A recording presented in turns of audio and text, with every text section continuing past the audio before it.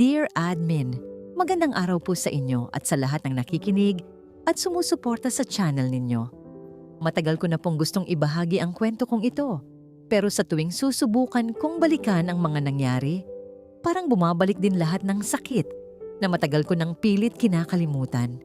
Pero naisip ko rin na baka sa pamamagitan ng kwento ko, may ibang OFW o pamilyang nangangarap mag-abroad ang mas maging handa sa realidad na hindi laging ipinapakita sa social media at mga kwento ng tagumpay. Itago nyo na lamang po ako sa pangalang Maylene. 35 taong gulang na ako ngayon at may maliit na negosyo dito sa Samar. May sarili na rin akong pamilya, pero hanggang ngayon, dala-dala ko pa rin ang mga alaala ng mga panahong akala ko hindi ko na malalampasan. Admin, 4 kaming magkakapatid at ako ang pangalawa. Bata pa lang kami ay hindi na madali ang buhay namin. Maaga naming nawala ang tatay namin, kaya si nanay lang ang naiwan na bumubuhay sa amin. Hindi ko alam kung saan kumukuha ng lakas ang nanay ko noon dahil para siyang may 10 katawan. Gigising ng madaling araw para maglabada, magtitinda ng gulay, magbebenta ng karne, minsan maglalako, minsan may extra pang trabaho sa barangay para lang may maipakain sa amin. Hindi kami mayaman pero masaya kami noon. Maliit lang ang bahay namin pero puno ng ingay, tawanan at kwentuhan. Kapag gabi, magkakatabi kaming matulog. Kapag umuulan, nagkakape si nanay habang nakikinig ng radyo. Kapag may problema, sama-sama naming hinaharap. Ang panganay naming si Mary Rose, ang pinakaresponsable sa aming magkakapatid. Siya yung tipo ng anak na hindi kailangang utusan.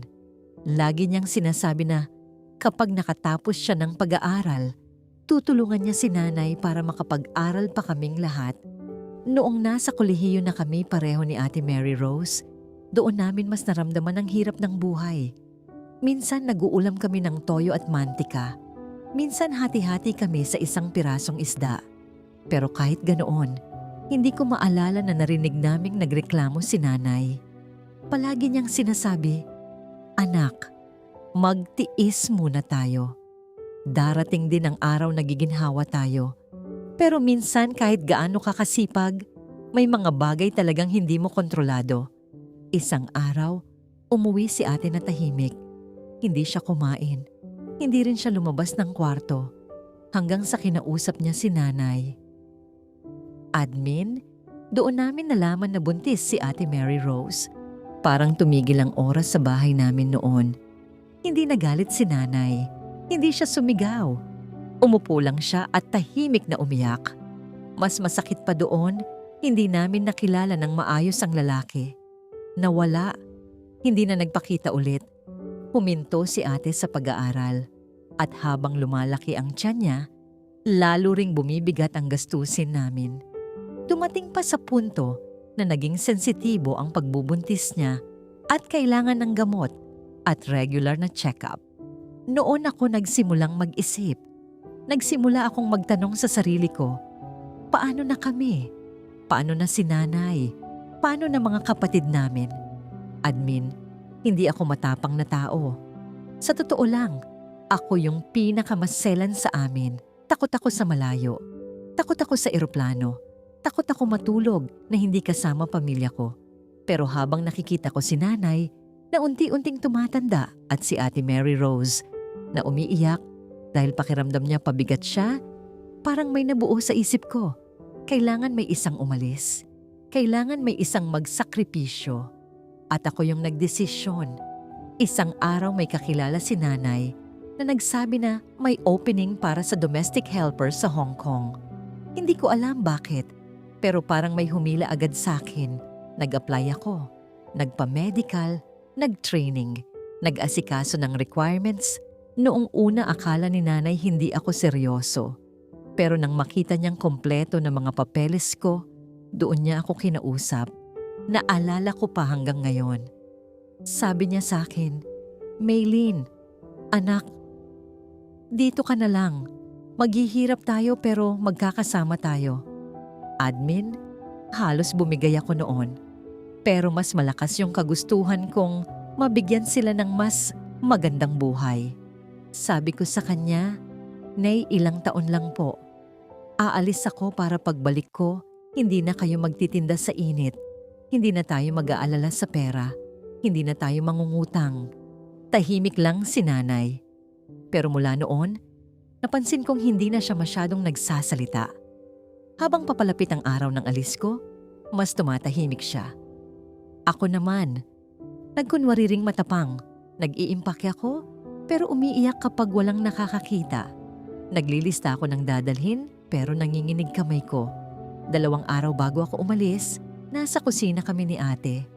Tahimik kaming nagkakape. Sabi niya, "Pasensya ka na." Napatingin ako sa kanya at sinabi ko, "Bakit ka humihingi ng pasensya?" Sabi niya, "Kung hindi dahil sa akin, hindi ka aalis." Ngumiti ako at sinabi ko, "Hindi ikaw ang dahilan. Pamilya tayo. Walang iwanan dito." Tapos tumingin siya sa anak niya na natutulog at doon ko nakita kung gaano kabigat din ang dala niya. Bago ako umalis, niyakap ako ni nanay. Mahigpit. Sobrang higpit. Parang ayaw niya akong pakawalan. Paulit-ulit niyang sinasabi, "Mag-iingat ka. Kapag nahihirapan ka na, umuwi ka agad." Tumango lang ako. Hindi ko sinabi sa kanya na kahit gaano kahirap, balak kong tiisin dahil gusto kong pagbalik ko, ibang buhay na ang maibigay ko sa kanila. Dumating ang araw ng alis. Unang beses kong sumakay ng eroplano. Unang beses kong mapalayo. Habang papalayo ang Pilipinas sa bintana, hindi ko napigilang umiyak. Paulit-ulit kong sinasabi sa sarili ko na para ito sa pamilya, para kay nanay, at para sa kinabukasan. Pagdating ko sa Hong Kong, halo ang kaba at excitement ko. Paglabas ko ng airport, sinundo ako ng contact ng agency. Habang nasa sasakyan, iniisip ko kung ano kaya magiging amo ko. Mabait kaya? Mahirap kaya ang trabaho?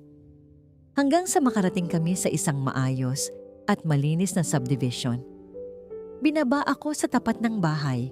Huminga ako ng malalim. Kumatok. Ilang segundo lang, bumukas ang pinto. At doon ko unang nakita ang magiging amo ko.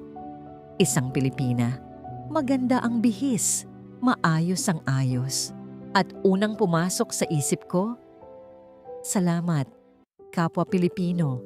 Siguro magiging magaan ang trabaho ko. Hindi ko pa alam na sa likod ng ngiting nakita ko sa araw na yon, doon pala magsisimula ang pinakamadilim na bahagi ng buhay ko. Admin. Pagkabukas ng pinto at makita ko na Pilipina pala ang employer ko, gumaan talaga ang loob ko. Hindi ko maipaliwanag, pero parang nabawasan agad yung kaba ko. Sabi ko sa sarili ko, kahit papaano siguro maiintindihan niya ang hirap ng malayo sa pamilya dahil pareho kaming Pilipino. Hindi ko naman inaasahan na magiging close kami o magiging sobrang bait niya. Pero umasa ako na magiging maayos ang pakikitungo niya sa akin. Pagkapasok ko sa bahay, pinakita niya agad ang paligid. Habang naglalakad kami, sinabi niya na 2 lang silang mag-asawa ang nakatira doon, pero may 4 silang alagang pusa na dapat kong tutukan at alagaan. Habang sinasabi niya yon, napansin kong parang espesyal na espesyal ang tingin niya sa mga alaga nila.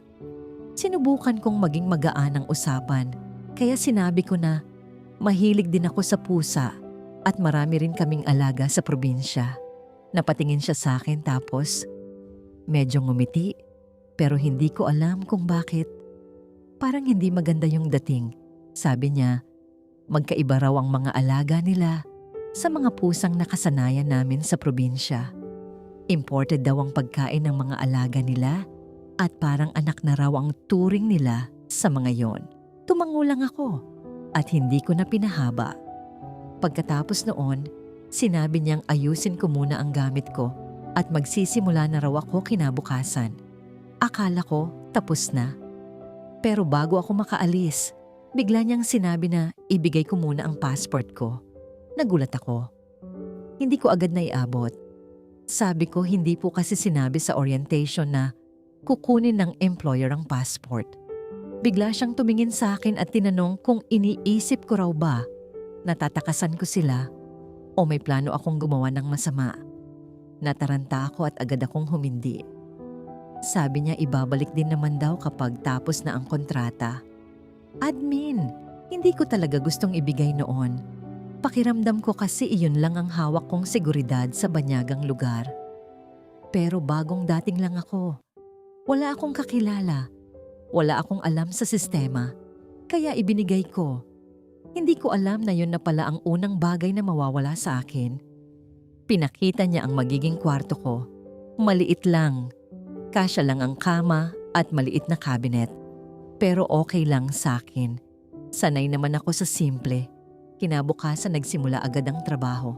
Maaga akong gumigising para maghanda ng almusal, maglinis ng buong bahay, maglaba, magpunas, at mag-asikaso ng mga alaga nilang pusa. Noong una maayos naman, pero habang tumatagal, napapansin kong mabilis uminit ang ulo ni Maam. Kapag may balahibo sa sahig, galit. Kapag hindi agad napalitan ng pagkain ng pusa, galit. Kapag may naamoy siyang hindi niya gusto, galit. Kapag may nakitang kahit maliit na dumi, galit. At kapag galit siya, hindi simpleng sermon. Minsan habang naglilinis ako, tinanong niya kung bakit daw mabagal ako kumilos. Sabi pa niya, binabayaran daw nila ang bawat minuto ko, kaya wala raw akong karapatang mag-aksaya ng oras. Ngumingiti lang ako at nagsosorry. Iniisip ko baka mahigpit lang talaga.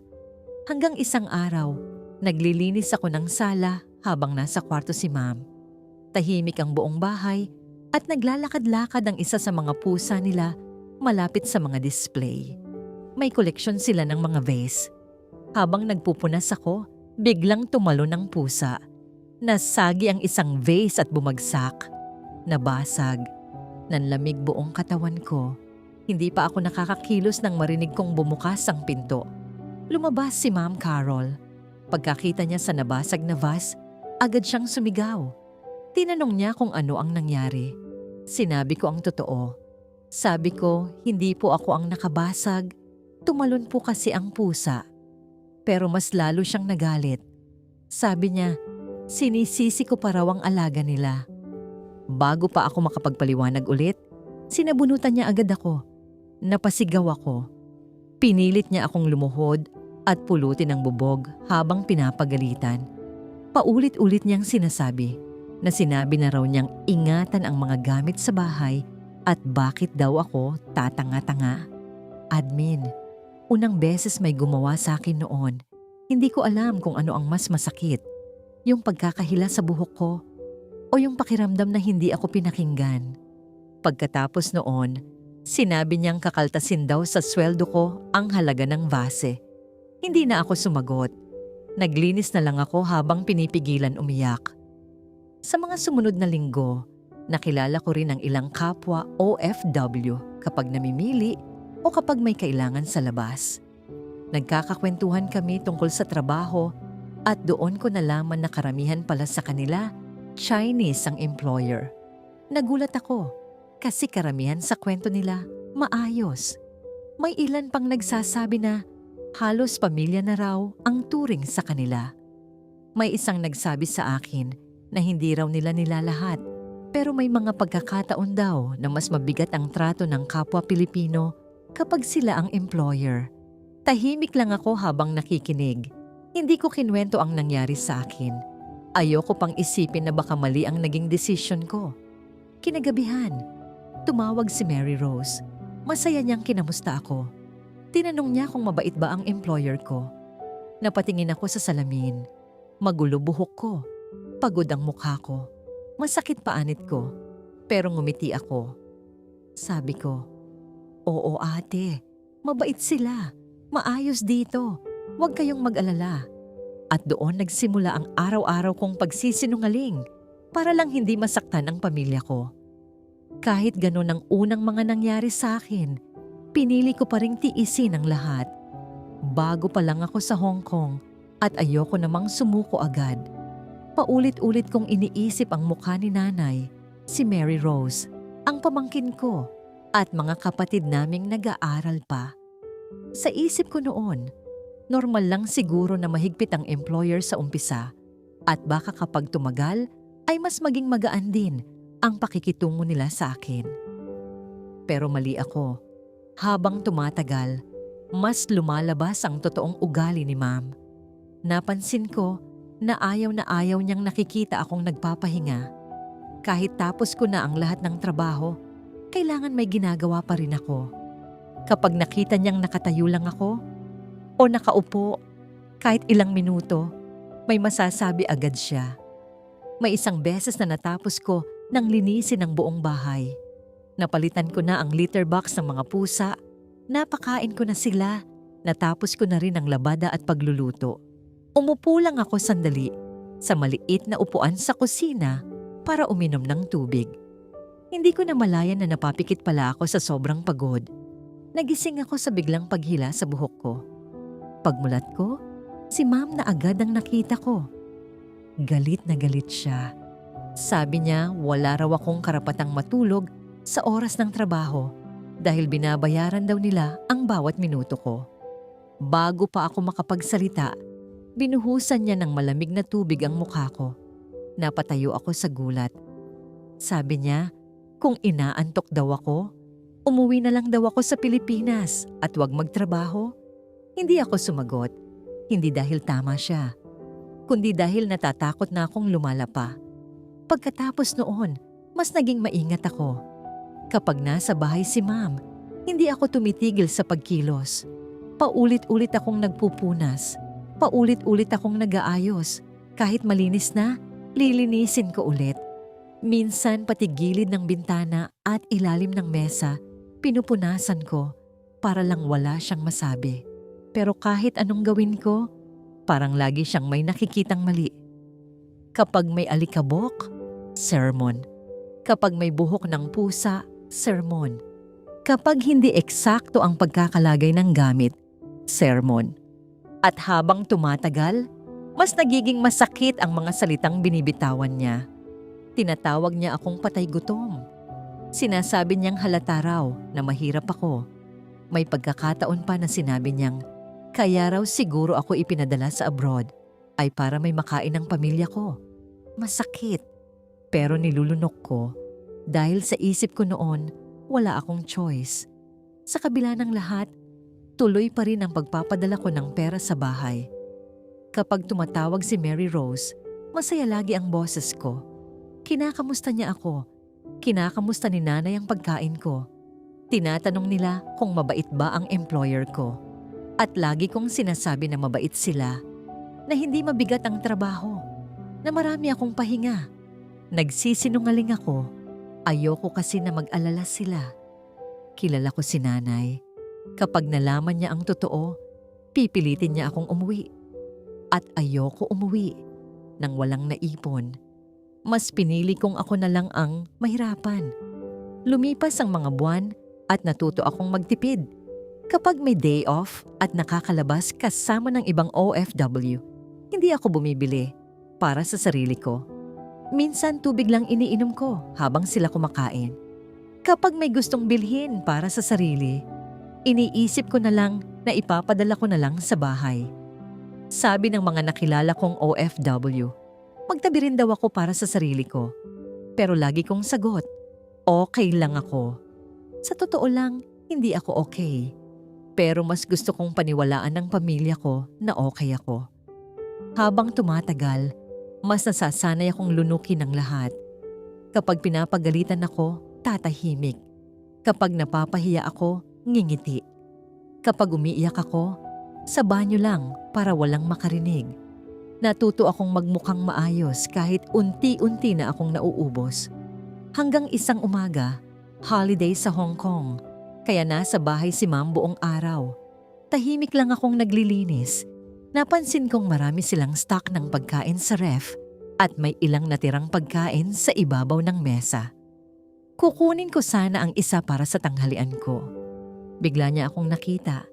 Tinanong niya kung ano raw ang ginagawa ko. Sabi ko kakain lang po. Napatingin siya sa hawak kong pagkain. Sabi niya galing daw yon sa mamahaling restaurant at hindi raw para sa akin. Nagulat ako. Hindi ko naman alam. Sabi ko ibabalik ko na lang. Akala ko tapos na. Pero tinanong niya kung bakit daw ako magbubukas ng cup noodles. Sabi niya, mabilis daw maubos pagkain sa bahay dahil sa akin. Hindi ako nakasagot. Tapos may itinuro siyang supot sa ibabaw ng refrigerator. Sabi niya iyon na lang daw ang kainin ko. Kinuha ko. Pagbukas ko, iba na ang amoy. Malagkit na ang kanin. May kakaibang amoy na rin ang ulam. Maingat kong sinabi na parang hindi na po maganda ang pagkain. Bigla siyang lumapit. Hinila buhok ko. Sabi niya maarte raw ako. Sabi niya hindi raw dahil katulong ako ay mamimili pa ako ng kakainin. Pinilit niya akong kainin ito. Tumanggi ako. Mas lalo siyang nagalit. Hinawakan niya yung kutsara at pilit isinubo sa akin yung pagkain.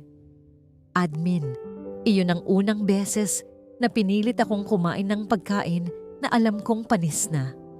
At habang pilit niyang sinusubo sa akin yon, isang tanong lang ang umiikot sa isip ko.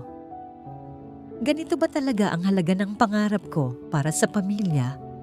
Pagkatapos noon, mas naging tahimik ako. Hindi na ako humihingi. Hindi na ako nagtatanong. Kapag gutom ako, titiisin ko. Kapag may natirang pagkain at walang nagsabing pwede, hindi ko gagalawin. May mga araw na tinapay lang ang kinakain ko. May mga araw na tubig lang. May mga gabi na natutulog akong masakit ang tiyan sa gutom. Pero kapag tumatawag si nanay, masaya pa rin ako. Kapag tinatanong niya kung kumakain ba ako, sinasabi kong oo. Kapag tinatanong niya kung payat ako, sinasabi kong iba lang pagkain dito at naniniwala siya. Lalo akong nasasaktan tuwing naniniwala siya. Kasi habang iniisip niyang maayos ako, unti-unti na pala akong nawawala sa sarili ko. Hanggang dumating ang araw na hindi ko alam na babago sa lahat.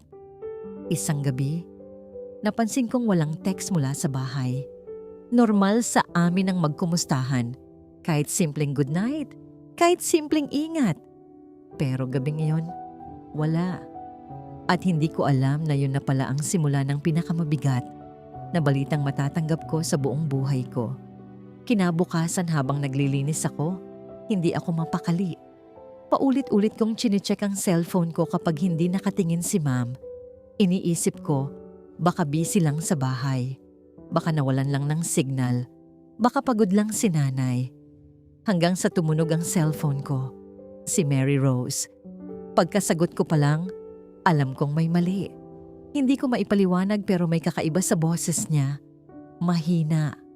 Mabagal. Parang pinipigilan umiyak. Tinanong ko agad kung anong nangyari. Tahimik siya. Paulit-ulit kong tinatanong. Hanggang sa sinabi niya na wag daw muna akong mabibigla. Bigla akong kinabahan. Sabi ko, sabihin mo na. At doon ko narinig yung mga salitang hanggang ngayon hindi ko pa rin matanggap. Maylene, wala na si nanay. Parang tumigil lahat. Hindi ako agad nakapagsalita. Hindi ko maintindihan. Tinanong ko kung anong ibig niyang sabihin. Sabi niya inatake raw sa puso. Dinala pa raw sa ospital pero hindi na kinaya. Admin, hindi ko maalala anong ginawa ko pagkatapos noon. Ang tanda ko lang, parang nawalan ako ng lakas. Napaupo ako sa sahig.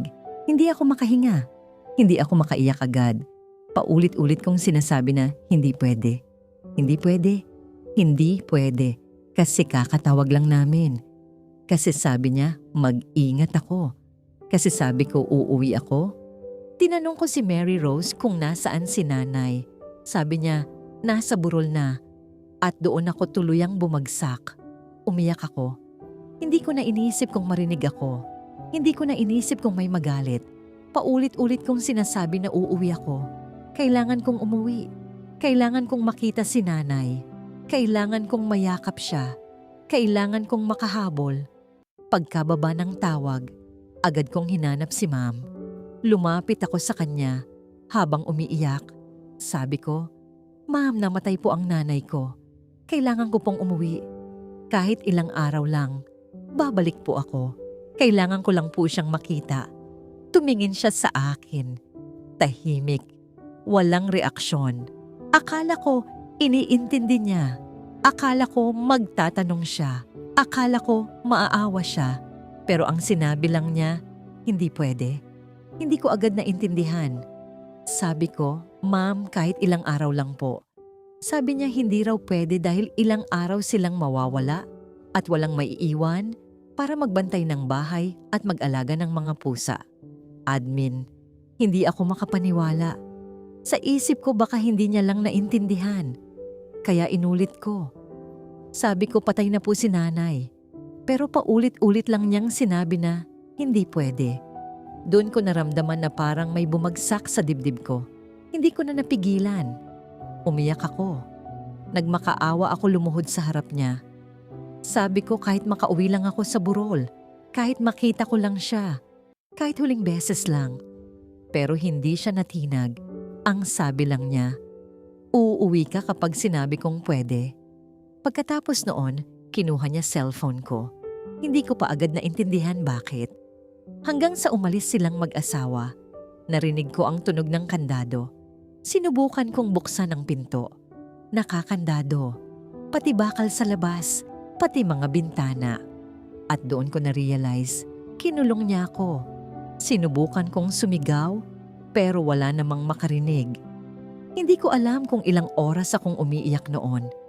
Hindi ko alam kung ilang beses kong sinubukang buksan ang pinto. Paulit-ulit lang akong naglalakad sa sala, kusina at pabalik sa pinto na parang umaasa na baka mali lang ang nakita ko at bukas pala ito. Pero hindi. Totoo. Nakakandado ako. Admin, ang pinakamasakit sa lahat. Alam kong nakaburol si nanay sa Pilipinas at ako nakakulong sa loob ng bahay ng ibang tao. Nung una hindi ko matanggap. Iniisip ko baka babalik din sila agad. Baka gusto lang akong pakalmahin. Baka bukas, pwede na akong umalis. Pero lumipas ang isang araw, tapos 2, tapos 3. Hindi ko na maalala kung gaano katagal dahil parang nawalan na ako ng oras. Hindi ko alam kung umaga o gabi. Ang alam ko lang, lumilipas ang panahon habang papalapit ang araw na ililibing si nanay. Wala silang iniwang maayos na pagkain para sa akin. Noong una tinitiis ko. Tubig, konting tira sa ref, konting tinapay, hanggang sa dumating sa punto na sobrang gutom ko na at nanginginig na katawan ko. At doon ko ginawa ang bagay na hindi ko akalaing mararanasan ko sa buong buhay ko. Kumain ako ng cat food. Admin, habang kinakain ko yon, umiiyak ako. Hindi dahil sa lasa, kundi dahil hindi ko nakilala yung sarili ko. Yung dating ako na nangarap makatulong sa pamilya, makapagpatayo ng bahay at maiahon sila sa hirap. Nandito ngayon, nakakulong at kumakain ng pagkain ng alaga. May mga oras na gusto ko nang sumuko. May mga oras na naiisip kong bakit pa ako lalaban. Pero tuwing naiisip ko si nanay, parang naririnig ko pa rin boses niya. Yung paulit-ulit niyang sinasabi bago ako umalis. Kapag nahihirapan ka na, umuwi ka agad. Admin, doon ako mas lalo umiyak kasi gusto ko nang umuwi. Pero hindi na ako makahabol hanggang sa bumalik sila. Pagpasok ni ma'am sa bahay parang walang nangyari. Parang hindi niya ako kinulong. Parang hindi niya ako pinagkaitan ng karapatang makita ang nanay ko. Tahimik lang siyang pumasok.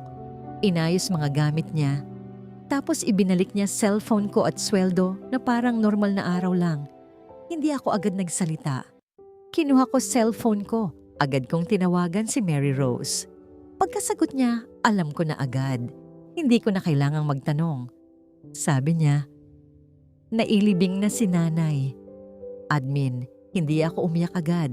Tahimik lang ako. Parang wala na akong maramdaman. Hanggang sa bigla na lang bumigay lahat.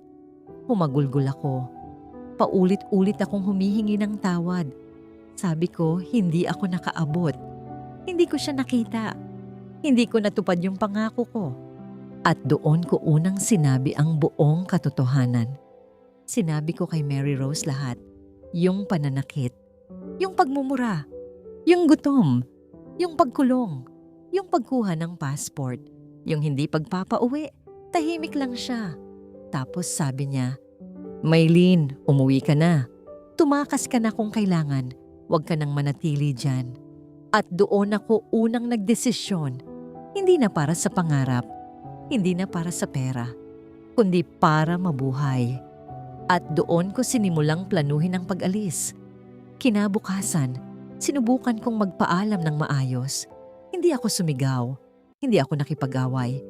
Lumapit lang ako kay ma'am at sinabi ko na gusto ko nang umuwi. Sabi ko, hindi ko na kaya. Sabi ko, tapusin na lang namin ng maayos at uuwi na ako sa pamilya ko. Pero hindi pa rin siya pumayag. Sabi niya, kailangan ko raw tapusin ang kontrata. Sabi niya, wala raw akong karapatang basta umalis. At bago pa matapos ang usapan, kinuha niya ulit ang cellphone ko. Admin, doon ko na-realize na hindi na ito simpleng mahigpit na employer. Pakiramdam ko wala na akong kontrol sa sarili kong buhay. Noong umalis silang mag-asawa kinabukasan, hindi na ako nagdalawang isip. Hindi ko alam kung saan ko nakuha ang lakas ng loob. Pero alam kong kapag hindi ako kumilos noon, baka hindi na ako makalabas pa. Pumasok ako sa kwarto nila. Unang beses kong ginawa iyon. Nanginginig kamay ko. Pakiramdam ko bawat tunog maririnig ko. Hindi ko alam saan nila nilalagay ang passport ko pero nagsimula akong maghanap. Sa cabinet, sa drawer, sa mga kahon. Hanggang sa makita ko, nakatago sa ilalim ng mga gamit. Mahigpit kong hinawakan ang passport ko na parang iyon na lang ang natitirang daan palabas ng impyernong bahay na yon. Hindi ko alam kung nanginginig ako dahil sa takot o dahil sa pag-asa na sa wakas makakauwi na ako. Mabilis akong tumingin sa paligid. Tahimik ang bahay. Wala akong naririnig na tunog mula sa labas. Ang plano ko noon simple lang. Kunin ang passport, maghintay ng pagkakataon at humingi ng tulong sa labas. Pero hindi pala ganon kadali. Habang isinasara ko ang drawer, may narinig akong tunog ng pagbukas ng pinto. Nanigas ako. Paglingon ko, nandoon si ma'am. Hindi ko alam bakit maaga siyang nakauwi. Hindi ko alam kung may nakalimutan ba siya o nagkataon lang. Pero kitang-kita niya ako. Nakatayo sa loob ng kwarto nila at hawak ang passport ko. Hindi siya sumigaw agad. Tahimik lang siyang tumingin. Yung klaseng katahimikan na mas nakakatakot kaysa sigaw. Tapos dahan-dahan siyang lumapit at tinanong ako kung anong ginagawa ko ron. Hindi ako agad nakasagot. Sabi ko, kukunin ko lang po ang passport ko. Uuwi na po ako. Admin, hindi ko makakalimutan yung tingin niya sa akin noon. Hindi yun yung tingin ng galit. Parang mas nasaktan pa ang pride niya. Parang hindi niya matanggap na pagkatapos ng halos 1 taon na pagtitiis ko, may lakas akong piliin ang sarili ko at umalis. Bigla siyang tumawa. Tapos sinabi niya, akala mo makakaalis ka? Sabi ko, ma'am, wala na po si nanay. Gusto ko na pong umuwi. Tumingin lang siya sa akin at sinabi, at ano ngayon? Hindi titigil ang buhay dito dahil namatay ang nanay mo. Parang may humampas sa dibdib ko. Hindi ako nakapagsalita. Lumapit siya at sinubukan niyang agawin ang passport. Hinila ko pabalik. At doon, nagsimula ang gulo. Hinila niya buhok ko. Tinulak niya ako sa cabinet. Paulit-ulit niyang sinasabing magnanakaw ako. Na matagal na raw niya akong pinaghihinalaan. Na kaya raw pala, may mga nawawala silang gamit. Admin, nanginginig ako noon. Hindi dahil guilty ako, kundi dahil alam kong gumagawa na siya ng kwento. Sinubukan kong magpaliwanag. Sabi ko, passport ko lang ang kukunin ko. Sabi ko, uuwi na ako. Pero hindi na siya nakinig. Hinablot niya ulit. Nag-agawan kami. Hanggang sa bigla siyang lumayo at kumuha ng termos. Hindi ko pa alam anong gagawin niya. Akala ko ihahampas niya sa akin. Pero binuksan niya yon. At bago ako makaiwas, ibinuhos niya ang mainit na tubig sa braso ko. Admin, sobrang init. Parang may apoy na dumaloy sa balat ko. Napasigaw ako. Napaatras. Napahawak sa paso. At sa sobrang gulat ko, may nahawakan akong tinidor sa gilid. Hindi ko siya tinutukan para saktan. Hindi ko gusto manakit. Pero unang beses sa halos 1 taon, lumaban ako. Sinabi ko, "Ma'am, tama na po. Gusto ko lang umuwi. Ayoko ng gulo. Pero aalis ako." Nagulat siya. Hindi siguro niya inasahan na papalag ako. Sumigaw siya at sinabi niyang kapag lumabas daw ako sa bahay na yon, sisiguraduhin niyang mabubulok ako sa kulungan. Admin, hindi ko na siya pinakinggan. Tumakbo ako. Hindi ko maalala paano ako nakalabas.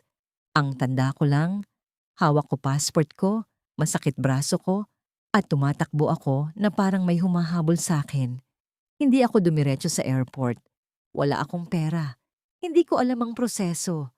Ang ginawa ko, tinawagan ko mula sa memorya ko ang isa sa mga OFW na nakilala ko noon. Buti na lang kabisado ko ang numero niya. At doon nagsimula ang susunod na laban ng buhay ko. Sinundo ako ng kaibigan kong OFW. Pagkakita niya sa akin, natulala siya. Hindi na niya kailangang magtanong dahil kitang-kita sa mukha ko, sa paso sa braso ko, at sa paraan ng paghinga ko na may nangyaring hindi normal. Dinala niya ako sa bahay nila at doon ko unang nakilala ng maayos ang employer niyang Chinese. Hanggang ngayon, hindi ko makalimutan yon. Habang kapwa Pilipino ang nagpahirap sa akin, yung taong hindi ko kapareho ng lahi ang unang nagbigay ng yelo sa paso ko. Ang unang nagtanong kung kumain na ba ako at ang unang nagsabi na ligtas na ako. Noong inalok nila akong kumain, umiyak ako.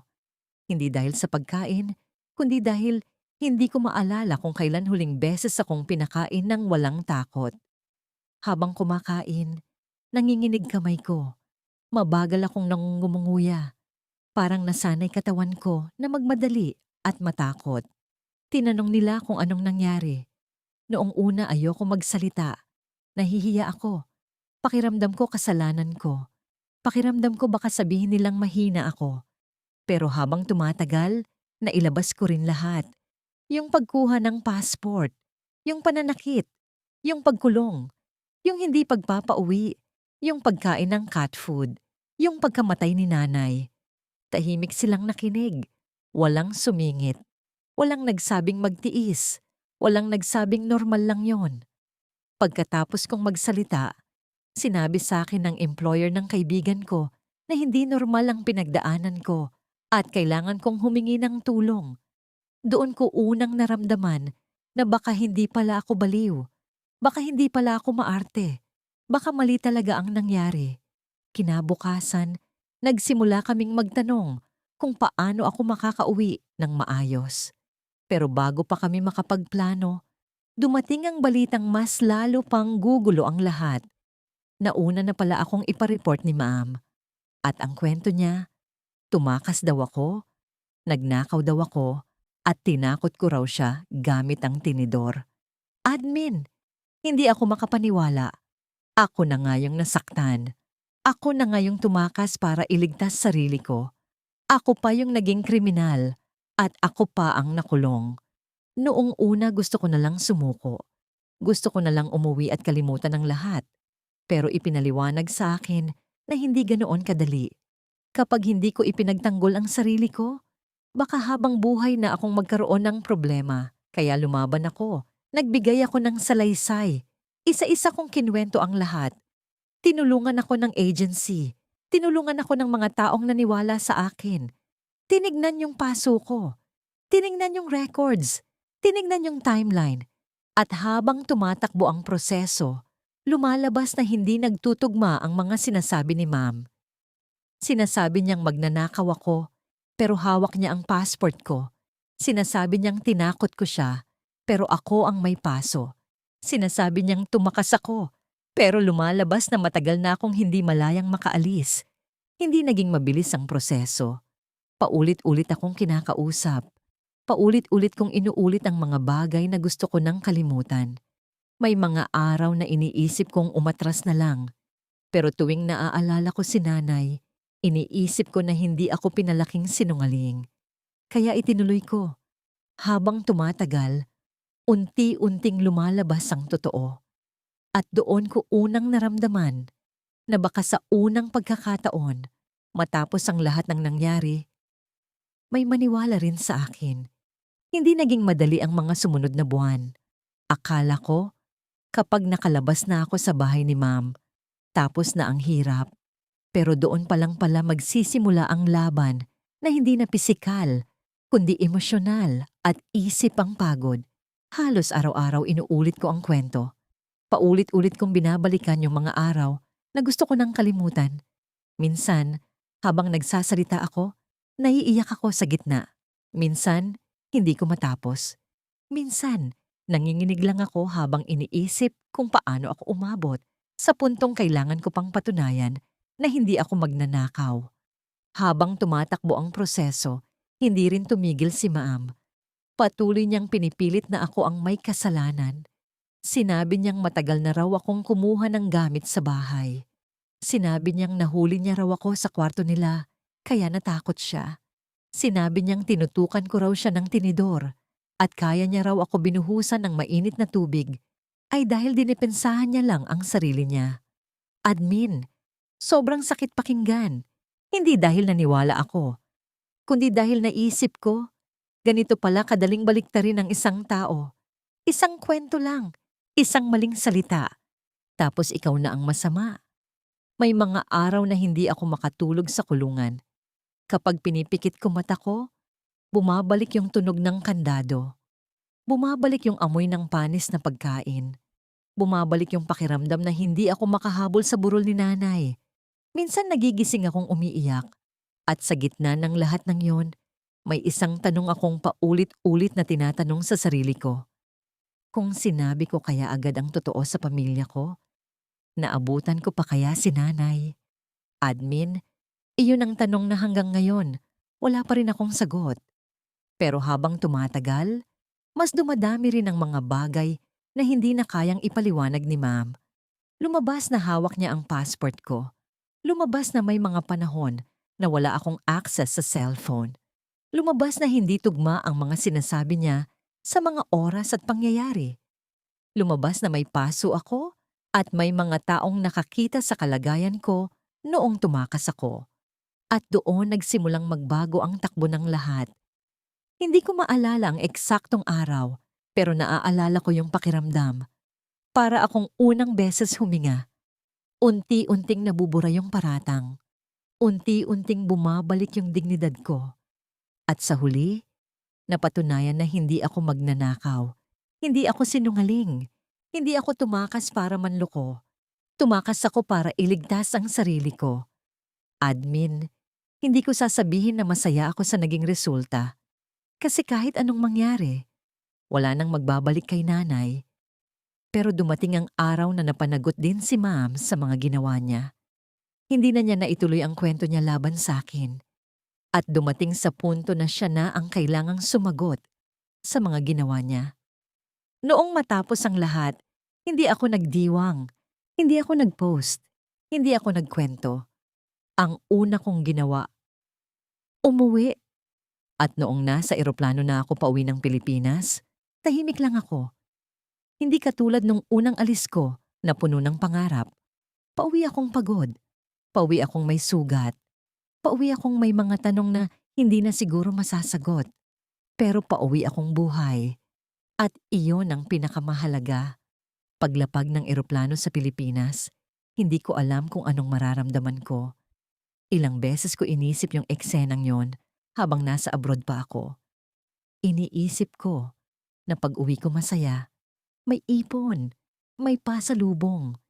Yayakapin ako ni nanay, magkukwentuhan kami hanggang gabi. Pero wala sa mga yon ang nangyari. Paglabas ko ng airport, nandoon sina Ate Mary Rose at mga kapatid ko. Hindi kami agad nag-usap, nagyakapan lang kami.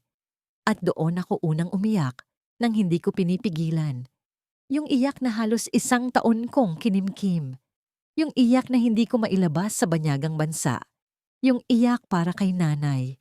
Paulit-ulit akong humihingi ng tawad. Sabi ko, hindi ako nakaabot. Hindi ko siya nakita. Hindi ko natupad yung pangako ko. Pero nyakap lang ako ni ate at sinabi niya, Maylene, hindi mo kasalanan. Nakauwi ka. At sapat na yon. Admin, hindi ko agad pinuntahan ang puntod ni nanay. Natakot ako. Pakiramdam ko wala akong karapatang humarap. Pero ilang araw matapos akong makauwi, sumama ako sa mga kapatid ko. Tahimik lang kami buong biyahe. Pagdating namin doon, hindi ako agad bumaba. Tinitigan ko lang. Hanggang sa lumapit ako, umupo, at hindi ako makapagsalita. Ang dami kong gustong sabihin pero walang lumalabas. Hanggang sa nasabi ko lang, Nay, pasensya na. Hindi ako nakaabot. Tahimik lang paligid. Pero sa isip ko, parang narinig ko ulit boses niya. Yung dati niyang sinasabi. Basta makauwi ka lang. Admin, doon ko unang naramdaman na baka panahon na para tigilan ko ang pagsisisi sa sarili ko. Hindi naging madali ang mga sumunod na buwan. Nahihirapan akong matulog.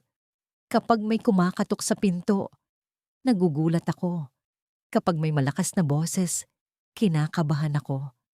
Kapag may nagagalit, parang bumabalik lahat. May mga pagkakataon pa na nagigising akong umiiyak. May mga panahon na ayaw ko makipag-usap. Tahimik lang ako. At doon ko na-realize na kahit nakauwi na ako, hindi ibig sabihin tapos na ang laban. Pero unti-unti akong bumangon. Tinulungan ako ng pamilya ko. Tinulungan ko rin si Mary Rose sa anak niya. Naghanap ako ng paraan para magsimula ulit. Hindi malaking negosyo, hindi malaking kita, pero tahimik at sariling buhay. Minsan may nagtatanong pa rin sa akin kung babalik pa ba ako sa abroad. Ngumingiti lang ako. Sinasabi ko, hindi ko alam. Hindi dahil galit ako sa pag-a-abroad, kundi dahil alam ko na ngayon na hindi lahat ng sakripisyo ay kailangang tapusin kahit sinasaktan ka na. Admin, kung may gusto man akong sabihin sa mga kababayan nating OFWO sa mga nagbabalak umalis, ito lang. Huwag niyong ikahiya ang humingi ng tulong. Huwag niyong hintayin na maubos kayo bago magsabi. At huwag niyong isipin na kabawasan ng tapang ang pag-uwi. Minsan ang pinakamatapang na desisyon ay ang piliin ang sarili mong buhay. At para kay nanay, hanggang ngayon, dala-dala ko pa rin ang pangako ko na aalagaan ko ang pamilya namin, na hindi masasayang ang lahat ng sakripisyo niya, at na kahit hindi ako naging mayaman, sisiguraduhin kong hindi na ako mawawala ulit sa sarili ko para lang sa pangarap. Admin, dito ko na po tuluyang tinatapos ang kwento ko. Maraming salamat sa pagbasa at pakikinig. Sa totoo lang mga kabayan, habang pinapakinggan natin ang mga ganitong kwento, mas napapaalala sa atin na hindi talaga madaling maging OFW. Minsan ang nakikita lang natin ay mga ngiti sa video call, mga padala, mga bagong gamit at mga litrato.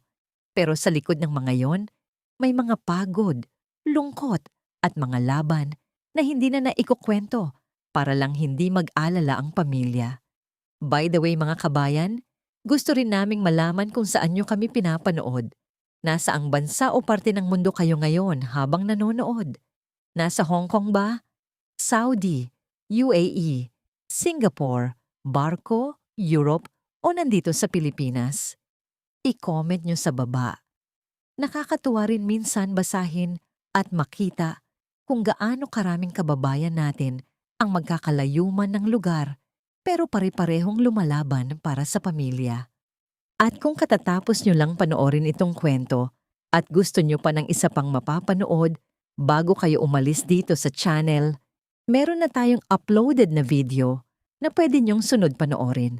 Ang title, Biyuda Ginagabi-gabi ng Boy.